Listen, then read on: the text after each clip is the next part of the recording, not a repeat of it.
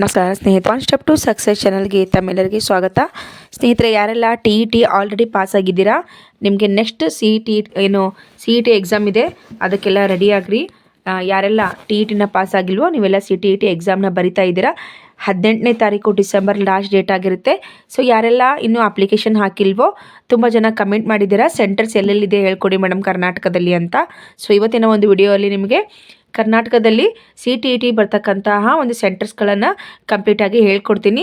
ಯಾರೆಲ್ಲ ನನ್ನ ಚಾನಲ್ನ ಸಬ್ಸ್ಕ್ರೈಬ್ ಮಾಡದೆ ನೋಡ್ತಾ ಇದ್ದರೆ ದಯವಿಟ್ಟು ಸಬ್ಸ್ಕ್ರೈಬ್ ಮಾಡಿ, ಪಕ್ಕದಲ್ಲೇ ಬರ್ತಕ್ಕಂಥ ಬೆಲ್ ಬಟನ್ ಪ್ರೆಸ್ ಮಾಡಿ ಸ್ನೇಹಿತರೆ. ಯಾಕಂದರೆ ನಾನು ಮಾಡ್ತಕ್ಕಂತಹ ವಿಡಿಯೋ ನಿಮಗೆ ಸಿಗುತ್ತೆ. CET ಸಂಬಂಧಪಟ್ಟಂತೆ ಅನೇಕ ವಿಡಿಯೋ ತರಗತಿಗಳನ್ನು ಕೂಡ ತರಲಿಕ್ಕೆ ನಾನು ಟ್ರೈ ಮಾಡ್ತಾ ಇದ್ದೀನಿ. ಸೊ ನಿಮ್ಮ ಒಂದು ಡಿಮ್ಯಾಂಡ್ ಮೇಲೆ ಏನಾಗುತ್ತೆ, ತರಗತಿಗಳು ನಡೀತಾ ಇರುತ್ತೆ. ಸೊ ನೋಡಿ ಸ್ನೇಹಿತರೆ, ಇವತ್ತಿನ ಒಂದು ಈ ವಿಡಿಯೋಲ್ಲಿ ನಾವೇನು ನೋಡೋಣ ಅಂತಂದರೆ CET ಎಕ್ಸಾಮ್ ಸೆಂಟರ್ಸ್ ಇನ್ ಕರ್ನಾಟಕ ಅಂತ ನೋಡೋಣ. ವಿತ್ ಕೋಡ್ ಜೊತೆಗೆ ಇದೆ. ಫಸ್ಟು ಬೆಳಗಾಂ ಇದೆ ಸ್ನೇಹಿತರೆ, ಆಮೇಲೆ ಬೆಂಗಳೂರು ಇದೆ. ಸೊ ಇಲ್ಲಿ ನೋಡ್ತಾ ಇದ್ದೀರಾ ನೀವು. ಅದಾದಮೇಲೆ ಬೀದರ್ ಕೂಡ ಸೆಂಟರ್ ಇದೆ, ಗುಲ್ಬರ್ಗ ಇದೆ, ಹುಬ್ಬಳ್ಳಿ ಇದೆ ಸ್ನೇಹಿತರೆ.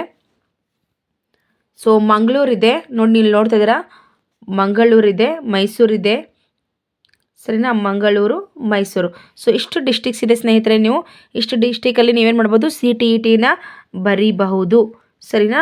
ಆಮೇಲೆ ಮತ್ತೇನು ಪ್ರಶ್ನೆ ಇತ್ತು ಅಂತಂದರೆ ಕಮೆಂಟ್ಸ್ಗಳಲ್ಲಿ ಕನ್ನಡ ಲ್ಯಾಂಗ್ವೇಜ್ ತೊಗೋಬೋದಾ ಅಂತ. ಖಂಡಿತವಾಗ್ಲೂ ಲ್ಯಾಂಗ್ವೇಜ್ 1 ಆರ್ ಲ್ಯಾಂಗ್ವೇಜ್ 2 ನೀವು ಕನ್ನಡವನ್ನು ತೊಗೋಬೋದು. ಆದರೆ ಇಡೀ ಪ್ರಶ್ನೆ ಪತ್ರಿಕೆ ಹಿಂದಿ ಅಥವಾ ಇಂಗ್ಲೀಷಲ್ಲಿರುತ್ತೆ.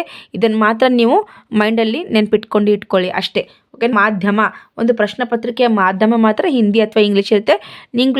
ನೀವು ಏನು ಮಾಡ್ಬೋದು, ಲ್ಯಾಂಗ್ವೇಜ್ 1 ಆರ್ ಲ್ಯಾಂಗ್ವೇಜ್ 2 ಇವೆರಡರಲ್ಲಿ ಯಾವುದಾದ್ರೂ ಒಂದು ಕನ್ನಡನ ನೀವು ಚೂಸ್ ಮಾಡ್ಕೋಬೋದು ಸ್ನೇಹಿತರೆ. ಉಳಿದಿದ್ದೆಲ್ಲ ಸೈಕಾಲಜಿ ಆಗಿರ್ಬೋದು, ನಿಮಗೆ ಸೋಷಿಯಲ್ ಸೈನ್ಸ್ ಆಗಿರಬಹುದು, ಮತ್ತು ಮ್ಯಾಥ್ಸ್ ಆಗಿರಬಹುದು, ಎಲ್ಲನೂ ಏನಾಗಿರುತ್ತೆ ಅಂದರೆ ಹಿಂದಿ ಅಥವಾ ಇಂಗ್ಲೀಷಲ್ಲಿರುತ್ತೆ. ಸೊ ಇದು ನಿಮಗೆ ಗೋಲ್ಡನ್ ಅಪಾರ್ಚುನಿಟಿ ಅಂತ ಹೇಳ್ಬೋದು.